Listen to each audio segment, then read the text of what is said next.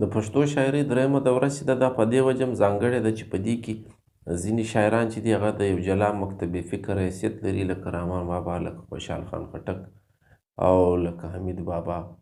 او دارنګه شاعران چې بیا د دوی پر پله باندې تللي دي هغه د دوی پیروکاران یا د دوی په ډله کې یادیږي. نو دغه رنګه داسې شاعران هم په دې دور کې تېر سوي دي چې هغه په یوه مکتبې فکر کې هم نه راځي، خپل ځاني اسلوب لري او خپل ځانګړی رنګ لري. په هغه کې هم ځینې شاعران چې دي د یادولو جوګه دي او د دوی نومان د دوی شاعري چې ده هغه موږ ته ښکاره ولاړه ده. زه نن یو داسې شاعر در پېژنم چې معز الله خان مومند نومیږي. د رحمان بابا عزیز و، د باړه د اشوخېلو مومندو څخه و، له نوابانو کورنۍ څخه و. که داسې درته ووایم چې د ده پلار او نیکه چې و نوابانو، پلار یې عبدالله خان نومېدی، اکا یې محب الله خان نومېدی. زموږ تاریخ دا وایي چې دا د شاه جهان په دور کې دا باړه چې کوم مومند دي د دغې علاقې کوم انتظام چې و د شاه جهان په دور کې دا د دغه زموږ د دغه شاعر له پلار او اکا سره و. یعنې ښه د لوړ جاه او جلال خاوندان و دا کورنۍ. په دې کې دی زوکړی و. د زوکړې په اړه خو داسې کنفرمه معلومات نشته، خو دونې ویلی سو چې د 1180 قمري په کال باندې دی کنفرمه ژوندی و. نو دا هغه د رحمان بابا او د خوشحال د زامنو دوره ده. نو دی به هم د دغې زمانې شاعر تر سوی. خو دغه زموږ دا شاعر چې دی دا د رحمان بابا په پیروکارانو کې یا د رحمان بابا د مکتب فکر شاعر ورته ویلی سو. نو معز الله خان مومند له پښتو سره سره په اردو کې هم شاعري کړې ده، په فارسي کې هم شاعري کړې ده او په دې دوو ژبو کې چې ده کوم تخلص استعمال کړی دی هغه افغان دی. یعنې د افغان په نامه باندې معز الله خان مومند چې دی دا په اردو او فارسي باندې شاعري کوي. د زوکړې کلی چې دی هغه کوټله محسن خان نومیزه یاد سوی دی یا کلی یاد سوی دی. ځینې څېړونکي وایي چې دا په یو زمانه کې کوټله مستجاب خان نوم یې درلود، بیا دغه نوم اخیستی دی. غرض دا چې د ده پر ژوند باندې به بل وخت رڼا اچوو. زموږ دغه شاعر چې دی د رحمان بابا او د قادر خټک او د اسکندر خټک هم عصر شاعر تېر سوی دی. د ده نوم چې دی په پښتو ادب کې ډېر روښانه دی او د پښتو ژبې و شاعري ته چې دی کوم تشبیهات، کوم انداز او کوم ورځنۍ او کومې محاورې وړاندې کوي دا ډېرې خوندورې دي. زموږ ځینې څېړونکي وایي چې دی چونکې په فارسي باندې ډېر لاسبری دی نو د فارسي ژبې چې کوم د ګل او بلبل او د اغزي او د تذکره کېږي دا دغه رنګه دی رااخلي او په هغه انداز باندې استعمالي. هغه د هجر و وصال دردونه بیانول او نادر نادر کیفیات بیانول په درد کې او په شعر کې دننه دا په پښتو شاعري کې د دې شاعر له لاسه موږ ته رارسېدلي دي.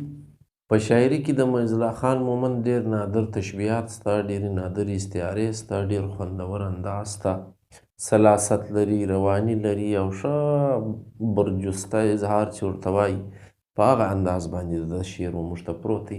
یعنې داسې فیلبدي شاعري یې کړې ده او ډېره په خوند یې کړې ده او ډېر ښایسته توري او ډېر ښایسته انتخاب په ښه رواني باندې دی پکې ځای وي. دا د ده د شاعرۍ حسن دی.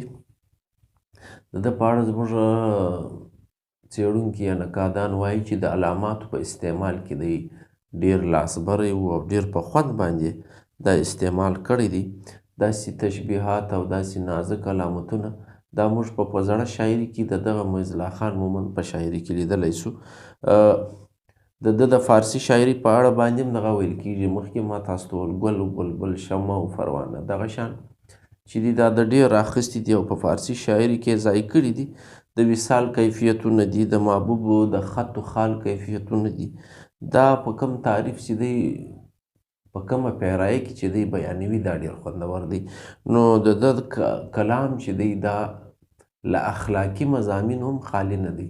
کوم انداز چې دی لري له دې سره سره د په شاعري کې اخلاقي مضامین هم ډېر په خوند ځای سوي دي.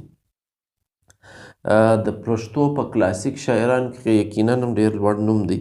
کله چې د ده اردو شاعري ته خلکو نظر اړولی دی نو وایي داسې ښکاري لکه سړی چې د دکن پخواني شاعران د اردو ژبې وایي، یعنې دومره پخه ژبه یې ده په هغه زمانه کې او د هغه وخت مروجه رنګ چې دی هغه په اردو شاعري کې بیان کړی دي.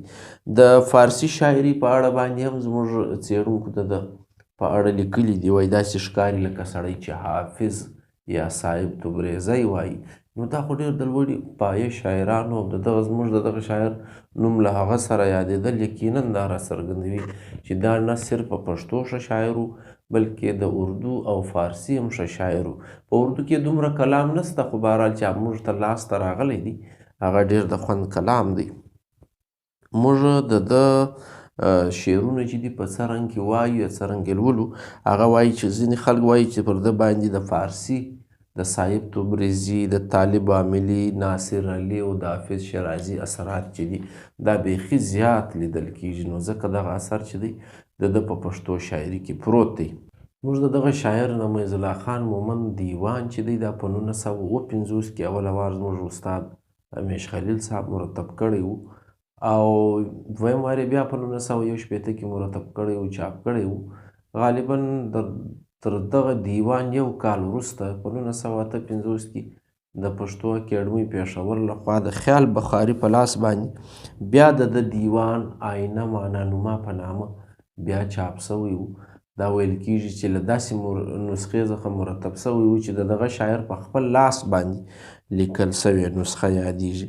غرض دا چې د ده دیوان چاپ سوی دی په پښتو شاعري کې ډېر خوندورې نمونې لري. زموږ له کلاسیکو ښو شاعرانو څخه دی. که چیرې زموږ لوستونکي دغه شاعر ته نظر ورواړوي، د ده د پښتو شاعري وګوري، بیا یې د ده له اردو او فارسي سره پرتله کړي، نو دا واقعي هم په درو سره ژبو کې د لوړې پایې شاعر دی. نو د پښتو د شاعر په توګه موږ په کلاسیک رنګ کې دغه د رحمان بابا د مکتب دغه شاعر چې دی دا ډېر نازولی سو، ډېر یې راپورته کولی سو. د رحمان بابا په مکتب فکر کې د دغه شاعر نوم چې دی دا له ډېره ورایه ښکاره دی. د ده شعرونه، د ده کلام چې دی دا په اوسني دور کې چې د شعر کوم جاج اخیستل کېږي په دغه تله باندې وتلل سي، نو یقینا به نور لوستونکي هم ورسره اشنا سي او لنډې لارې به ورته پیدا سي، سړی به زر ورباندې پوهېږي. زموږ څېړونکي باید د پښتو کلام هم وګوري، د اردو او فارسي هم وګوري او دا په یو داسې تله کې موږ ته کښېږدي چې هغه نور اسانه سي. د دې فایده به دا وي چې لوستونکي به له دغه کلاسیک شاعره سره ولد سي او د ده له خوندور انداز، د ده له خوندورې روانۍ سره به ولد سي. یقینا به زموږ د ژبې یو ګټه په وسي او د دغه کلاسیک ادب شاعر چې دی دا به راپورته سي. ما په خپله چې د ده دیوان څو ځلې لوستی دی، زه په دې باندې دا خبره کولی سم چې د ده دیوان چې دی د پښتو شاعري له کلاسیکو لوړو شاعري نمونو څخه دی او د ده شعرونه چې په کوم انداز باندې ده ایښي دي دا واقعي هم د ستایلو دي. د یو کلاسیک شاعر پوره چې کوم رنګ لري هغه د هغې زمانې هغه ده پکې خوندي کړی دي. د خپل وخت پوره عکاسي یې کړې ده، یعنې پوره شاعر دی.